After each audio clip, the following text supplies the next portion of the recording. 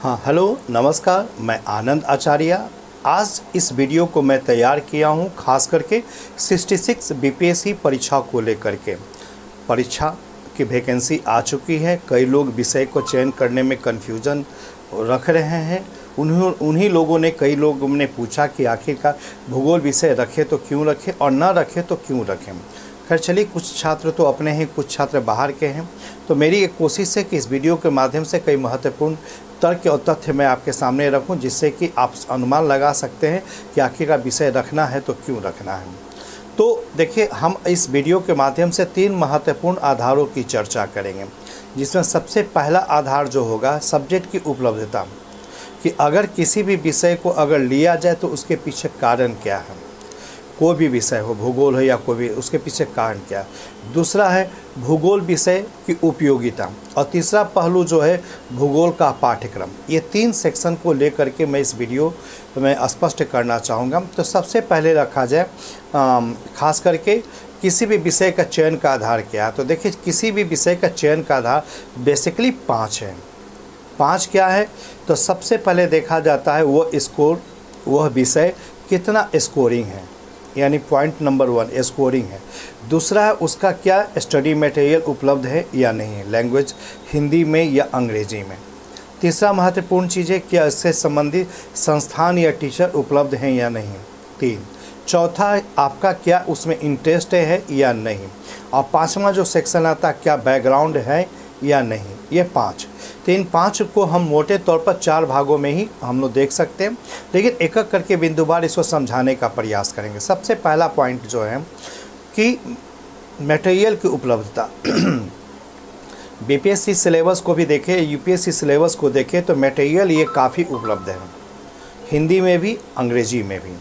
जहाँ तक रहा बिहार का भूगोल, इसमें नहीं था। 3 खंड, जिसमें हम लोग मोटे तौर पर दो खंड है, जिसको अध्ययन के रूप में हम लोग कहते हैं विश्व का भूगोल, भारत का भूगोल और बिहार का भूगोल। बिहार के भूगोल में मटेरियल यद्यपि कम था, लेकिन हमने जो किताब लिखा बिहार का भूगोल, उसके माध्यम से ये कमियां भी काफ़ी हद तक दूर हो चुकी हैं। रही बात वर्जन अंग्रेजी की, अंग्रेजी का भी मटेरियल हमारे संस्थान में ऑलरेडी उपलब्ध है। ये किताब के रूप में नहीं, ये नोट्स के रूप में है उस चीज़ों को। तो कह सकते हैं कि इसकी मटेरियल उपलब्धता है। दूसरी चीज़ है टीचर कई हैं, दिल्ली में भी हैं, पटना में भी हैं, आप अपने क्षेत्र से भी हैं, आपके सीनियर भी हैं, तो आप किसी से भी ले सकते हैं। मैं स्वयं भी एक टीचिंग का काम करता हूं, तो आप किसी से भी इस चीज़ों का अध्ययन कर सकते हैं। सेल्फ यूट्यूब पर भी ले सकते हैं, क्योंकि काफ़ी ज़्यादा वीडियो मेरा भी यूट्यूब पर है। मैं क्लास में भी उपलब्ध हूँ। इसके अलावा बाज़ार में कई अन्य टीचर भी, फैकल्टी भी उपलब्ध हैं, तो टीचर की उपलब्धता भी है। तो इसलिए ये दोनों चीज़ों पर तो महत्वपूर्ण है। तीसरा स्कोरिंग विषय को अगर आधार बनाया जाए तो कहा जा सकता है कि यह विषय काफ़ी स्कोरिंग है। हमारे अपने छात्र 219 नंबर, 300 में 219, आप समझ सकते हैं कि लगभग 70% प्लस, यानी ऑलमोस्ट ये 73% के आसपास ये नंबर लाना कम बड़ी बात नहीं है। कुछ छात्रों को तो हमें जानकारी मिला 224 भी है, लेकिन वो मेरे छात्र नहीं हैं। तो 224-22 का भी जानकारी मिली है, लेकिन वो मेरे छात्र नहीं हैं। लेकिन हमारे छात्र जो 219 हैं, उनमें थोड़ी कमियां रह गई थी। एक नोट्स को उन्होंने 6 प्रश्नों में एक नोट्स को उन्होंने अच्छा से नहीं लिख पाया था। हो सकता है ये भी 225-30 के आसपास जा सकते थे। जहाँ तक रहा एवरेज मार्किंग की बात है, तो 180 से लेकर 190 कॉमन मार्क्स हैं। अगर कुछ बुनियादी चीज़ों का अगर आप उसमें समावेश करते हैं, खासकर मैपिंग को लेकर, करेंट को लेकर, बिहार के क्षेत्रीय पुट को लेकर के और संतुलित उत्तर को लेकर के, जो कई वीडियो मैंने इसमें बनाया भी है, अगर इस पर समावेश करते हैं तो नेचुरली आपका स्कोरिंग 190 प्लस होगा। अदर विषय की क्या हो सकती है, उससे हो सकती है, लेकिन भूगोल के बारे में मेरा दावा है।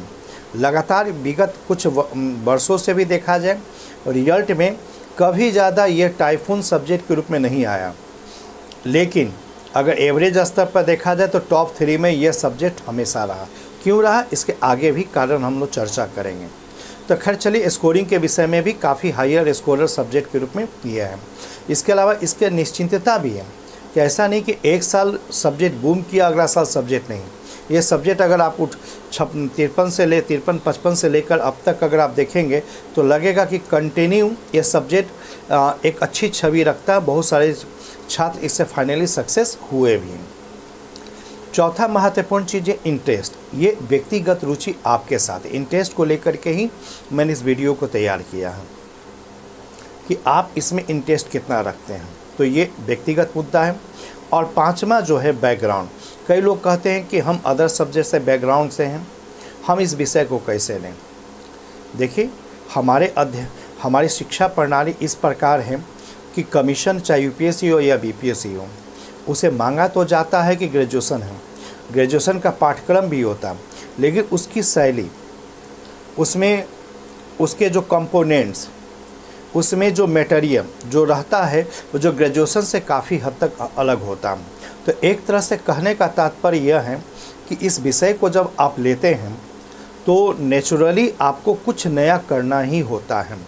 बैकग्राउंड इसका हो या नहीं हो, आप नए सब्जेक्ट, नए उद्देश्य, नए लक्ष्य के साथ अगर चलते हैं तो आपकी तैयारी कुछ विशेष ही होती है। इसीलिए बैकग्राउंड यहाँ मायने नहीं है। एक दौर था 90 के दशक के आसपास, संस्कृत भी कई लोग लिए, जो सामान्यतः माना जाता था संस्कृत कुछ ही लोग ले सकते थे, लेकिन काफ़ी लोग लिए, लेकिन उसके बाद उसमें स्कोर घट गया, इसलिए नेचुरली उससे सक्सेस कम होने लगी, इससे संस्कृत विषय से भी लोग हटने लगे।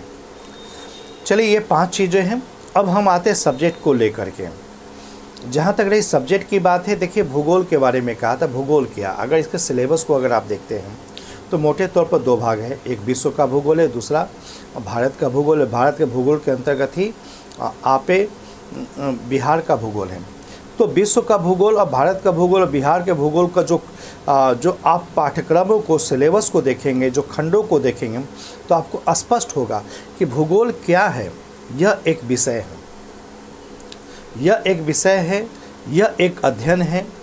यह अध्ययन किसका है? मानवीय व्यवहारों का, पर्यावरण का, संसाधनों का। तो गौर कीजिएगा, ये मानवीय व्यवहारों का, संसाधन का और पर्यावरण का। तो चूँकि पर्यावरण आज सबसे जीवंत मुद्दा बन चुका है, करेंट के टॉपिक के साथ भी इसका है, कई सवाल जीके में भी इससे पूछे जाते हैं, इसका अध्ययन आप भूगोल के अंतर्गत कर सकते हैं। नंबर 1। नंबर 2 जो है मानवीय व्यवहारों का, तो पर्यावरण और जलवायु का प्रभाव मानवीय व्यवहारों पर पड़ता है।